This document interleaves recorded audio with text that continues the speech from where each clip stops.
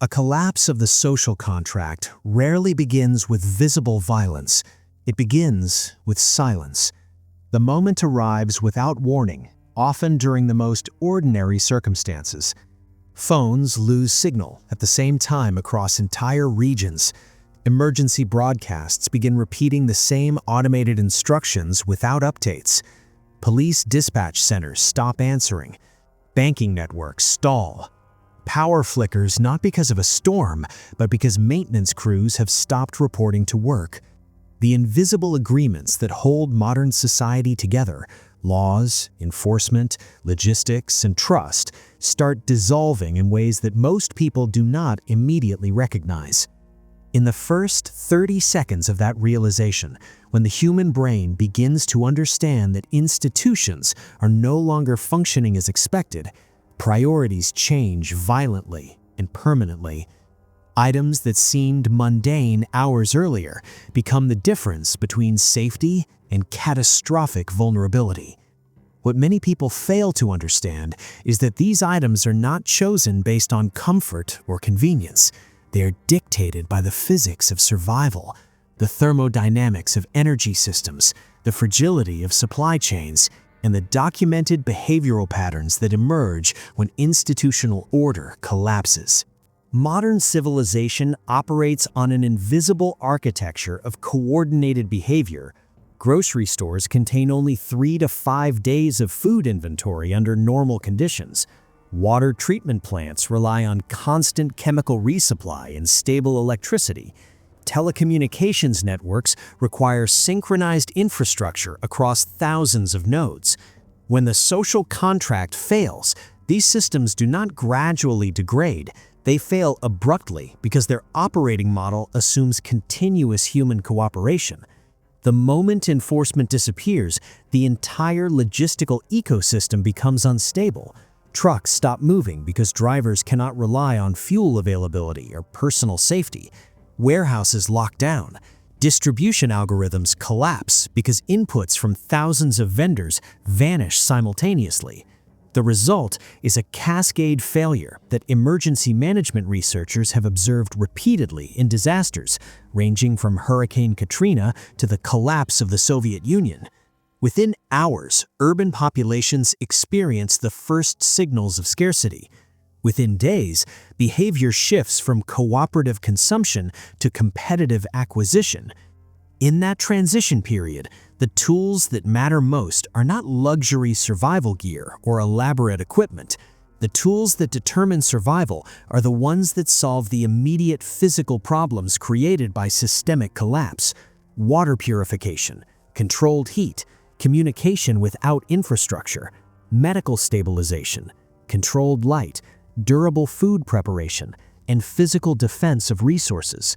The first item that becomes priceless during institutional failure is a reliable method of water purification, because water systems are one of the most misunderstood pieces of infrastructure in modern society. Most people assume that water stops flowing only when power plants fail. In reality, municipal water networks depend on constant chemical dosing, pump pressure stabilization, and contamination monitoring. Chlorine levels must be adjusted continuously to suppress microbial growth as water travels through miles of pipelines. Without technicians maintaining those systems, bacterial growth begins within hours. Pressure fluctuations create backflow events, where contaminated groundwater enters municipal pipes through microscopic leaks. After Hurricane Maria struck Puerto Rico in 2017, entire regions experienced widespread contamination, not because the water plants were destroyed, but because pump pressure dropped below safe thresholds. Residents continued drinking tap water for days before realizing it had become biologically unsafe. In a social collapse scenario, the same mechanism would occur on a far larger scale. Water would still flow through pipes temporarily, but its microbiological safety would deteriorate rapidly. This is where portable filtration and purification systems become essential. Mechanical filters capable of removing bacteria and protozoa operate through simple physical barriers measured in microns. Advanced filters integrate activated carbon layers that remove chemical contaminants and improve taste. Chemical purification tablets introduce oxidizing agents that destroy viruses, too small for mechanical filters to capture. The physics behind these systems is straightforward yet powerful. Waterborne pathogens, such as Giardia lamblia, measure roughly 10 microns in size, easily captured by filters rated at 0.2 microns. Viruses are smaller, but chemical oxidizers disrupt their protein structures and genetic material. In survival terms, this combination transforms unsafe surface water into a reliable hydration source. Without it, dehydration or gastrointestinal illness becomes inevitable within days, and illness during systemic collapse often becomes fatal because hospitals are no longer functioning. The second item people desperately search for during collapse is a method of producing controlled heat for cooking and sterilization. This requirement is governed by basic thermodynamics. Raw food often contains bacteria that are harmless in small quantities but dangerous when food storage systems fail. Refrigeration relies on continuous electricity. Once power disappears, perishable foods begin entering the bacterial growth danger zone between 4 and 60 degrees Celsius, where microbes multiply exponentially. Cooking is not merely about taste, it is a biological sterilization process. Heating food above approximately 74 degrees Celsius destroys most pathogenic bacteria through protein denaturation. Fire also allows water sterilization through boiling, which remains the most reliable method of pathogen elimination when filtration systems fail. Historical disaster records repeatedly confirm that communities capable of maintaining controlled cooking heat experience dramatically lower mortality from gastrointestinal illness. During the 2010 Haiti earthquake aftermath, relief organizations observed that families with access to cooking stoves and fuel experienced far fewer waterborne disease outbreaks compared to populations relying solely on untreated food and water sources. Portable stoves fueled by propane, alcohol, or biomass represent compact thermodynamic engines capable of converting stored chemical energy into life-preserving heat. The design principle behind them is simple energy density. Propane contains roughly 50 megajoules of energy per kilogram, allowing small fuel canisters to provide dozens of cooking cycles. In the absence of reliable fire-starting tools and controlled stoves, individuals resort to open fires that waste fuel, produce dangerous smoke indoors, and attract attention in hostile environments. Controlled heat is therefore not merely a convenience, but a cornerstone of safe food preparation and disease prevention during societal breakdown. The third item that becomes indispensable when the social contract evaporates is reliable illumination independent of centralized power grids. Darkness becomes a strategic and psychological threat in collapse environments. Humans evolved as diurnal creatures whose vision is poorly adapted for low-light conditions. Artificial lighting extended human productivity into nighttime hours only through stable energy infrastructure. When that infrastructure disappears, night once again becomes a period of extreme vulnerability. Crime rates historically spike in blackout conditions because perpetrators gain concealment advantages. During the 1977 New York City blackout, thousands of incidents of looting occurred within hours, driven largely by the sudden absence of illumination in law enforcement visibility.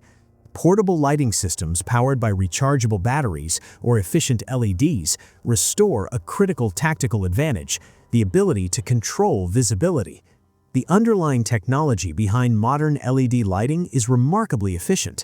Light-emitting diodes convert electrical energy into photons through semiconductor recombination processes with far less heat loss than incandescent bulbs. This efficiency allows compact battery packs to produce hours of illumination using minimal stored energy. Paired with small solar panels or hand-cranked generators, these systems form micro-scale energy loops capable of sustaining light indefinitely without grid power. The survival implication is profound. Illumination allows night navigation, injury treatment, resource management, and situational awareness. It also acts as a psychological stabilizer. Humans deprived of light experience increased stress hormones and disrupted circadian rhythms, leading to impaired decision-making. In prolonged crises, the ability to maintain controlled lighting directly influences cognitive performance and morale. The fourth item that becomes critical during the breakdown of societal order is medical stabilization equipment, specifically trauma supplies capable of addressing injuries before professional care becomes available. Modern medicine has conditioned populations to assume that ambulances and emergency rooms are minutes away. That assumption collapses quickly when the social contract dissolves. Emergency services rely on staffing, dispatch systems, and hospital supply chains that fail when personnel cannot safely reach workplaces or when infrastructure systems shut down. In the aftermath of large-scale disasters such as the 2011 Tohoku earthquake and tsunami in Japan, hospitals remained operational in some regions but became overwhelmed within hours, forcing individuals to manage injuries independently. The medical reality of collapse environments is dominated by trauma rather than disease.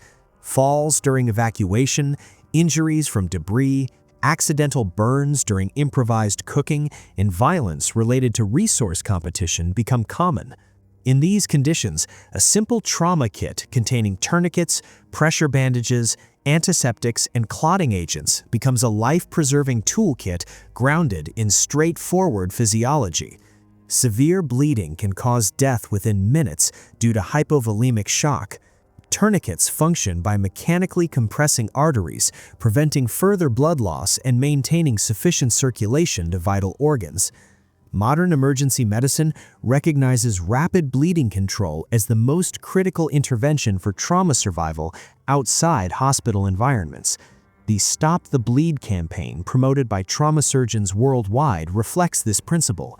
Immediate hemorrhage control dramatically increases survival odds before surgical treatment becomes available.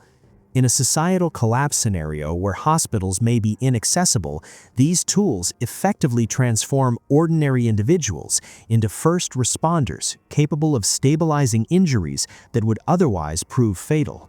The fifth item people search for when the social contract disintegrates is a reliable means of communication that operates independently from centralized networks. Communication determines whether individuals remain isolated or connected to broader survival information. Cellular networks are extremely complex distributed systems dependent on fiber optic backbones, switching centers, and constant electrical supply. When any part of this architecture fails, coverage collapses rapidly. After major hurricanes, entire regions often lose mobile connectivity for days, even when cell towers remain physically intact, because fiber backhaul lines have been severed or power systems disabled. Radios operating on public frequencies provide an alternative communication architecture that bypasses these centralized dependencies. Handheld radios, shortwave receivers, and amateur radio equipment function through direct electromagnetic transmission between devices. The physics governing radio communication relies on the propagation of electromagnetic waves through the atmosphere, allowing signals to travel long distances depending on frequency and environmental conditions. During the 2017 hurricane season in the Caribbean, amateur radio operators played a critical role in relaying information between isolated communities and relief organizations after telecommunications infrastructure collapsed. In survival scenarios, communication tools provide access to weather warnings, regional security conditions, and coordination with other individuals. Isolation multiplies risk because individuals cannot anticipate threats or opportunities beyond their immediate surroundings. Communication technology reduces that informational blindness. The sixth item that becomes indispensable during societal collapse is a durable method of preserving and preparing food when supply chains cease functioning. Most people underestimate the fragility of modern food distribution. Global agriculture produces enormous quantities of food, yet urban populations depend on continuous transportation to access it. When trucking networks halt, cities exhaust available food supplies within days. Historical examples demonstrate how quickly food scarcity emerges when logistics fail. During the siege of Sarajevo in the 1990s, residents survived largely through improvised cooking systems and preserved food sources because conventional supply routes were cut off. Long-term survival requires food that resists spoilage through dehydration, salting, or thermal sterilization. Dehydrated foods preserve nutritional value by removing water, the primary medium required for microbial growth. Canning uses high-temperature pressure processes to destroy microorganisms and seal food in sterile containers. These preservation methods rely on fundamental microbiological principles. Bacteria require moisture and nutrients to multiply. Removing water or creating sterile environments halts that process. In collapse environments, the ability to cook preserved food efficiently becomes essential because caloric intake determines physical performance and immune resilience. Humans require a continuous supply of energy measured in kilocalories to maintain metabolic processes. When caloric intake falls below survival thresholds, cognitive performance declines rapidly, increasing vulnerability to accidents and poor decision-making. Food preparation tools therefore become more than culinary equipment. They are metabolic sustainment systems. The seventh and final item people desperately wish they had when institutional order disappears is a reliable means of personal defense. Discussions of defense often focus on weapons themselves, but the deeper principle lies in deterrence. In stable societies, deterrence is provided by law enforcement and judicial systems. Individuals refrain from theft or violence because consequences are predictable and enforced. When the social contract evaporates, that deterrence framework disappears. Behavioral studies of disaster zones consistently show that most individuals initially attempt cooperative survival strategies, but as scarcity intensifies, opportunistic crime rises sharply. This pattern was documented in multiple conflict zones and disaster environments where governance temporarily collapsed. The presence of defensive tools changes the risk calculations of potential aggressors. Defensive capability does not guarantee safety, but it alters the strategic balance by increasing the perceived cost of aggression. Historically, communities capable of organizing collective defense have demonstrated far greater resilience during periods of instability. Defensive tools function as extensions of situational awareness and resource protection rather than instruments of aggression. The psychology behind deterrence is rooted in risk assessment. Humans instinctively avoid confrontations where the potential cost outweighs the reward. Visible defensive preparedness communicates that cost clearly. When examined together, these 7 items reveal a deeper pattern about survival during systemic collapse. None of them rely on advanced technology or complex infrastructure. They represent small, decentralized solutions to fundamental survival challenges: water safety, controlled heat, illumination, medical stabilization, communication, nutrition, and defense. Each item addresses a specific vulnerability created by the breakdown of large-scale systems. The moment the social contract evaporates, survival shifts from institutional dependence to individual and small group resilience. The hidden lesson within this pattern is that modern civilization functions because billions of people outsource these responsibilities to centralized systems. Water safety is managed by treatment plants. Heat and cooking rely on utility networks. Medical emergencies are handled by hospitals. Communication flows through telecommunications corporations. Food arrives through global supply chains. Security is maintained by law enforcement agencies. When those systems operate normally, individuals rarely notice how fragile they are. Their complexity creates an illusion of permanence. Yet the scientific reality of complex systems is that they are highly efficient precisely because they remove redundancy. Efficiency reduces cost, but also eliminates safety margins. Power grids operate with minimal excess capacity. Supply chains maintain minimal inventory. Communication networks rely on tightly synchronized infrastructure. When disruptions exceed design tolerances, collapse occurs, not gradually, but through cascading failures. Engineers describe this phenomenon as systemic fragility.